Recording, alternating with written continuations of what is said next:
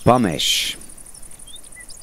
Tāpat kā lielai daļai namu, arī mežam izšķir vairākus stāvus, un katrā no tiem mājos savi iemītnieki. Tieši vairāku stāvu mežaudzes, pateicoties dažādu koku un krūmu sastāvam, uztur mežā īpašu dzīvnieku un augu daudzveidību. Apakšējo stāvojumu zem kokaudzes vainaga klājas sauc par pamežu. Tajā aug tādu koku un krūmu sugas, kuras konkrētos apstākļos nespēja sasniegt kokaudzes augstumu. Piemēram, lazdas, pīlāģi, krūkļi un kadiķi. Vecākos un lielākos pameža kokus un krūmus kā dzīvotni izmanto ķērpji, sūnas, koksnes sēnes un bezmugurkalnieki.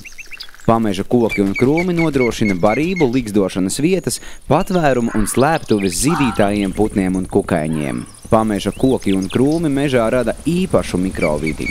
Tie aizsargā kokaudzi no vēja un no temperatūras svārstībām, rada apēnojumu meža zemsedes ēnmīļu sugām un palēnina atmirušās koksnes sadalīšanās procesus. Tādējādi atmirusī koksne spēja ilgāk kalpot kā substrāts retām sugām, sūnām, koksnes senēm un nereti arī kukaiņiem. Biezs pamežs samazina ūdens izraisītu augsnes eroziju mežā, kā arī upju un strautu ezeru krastos.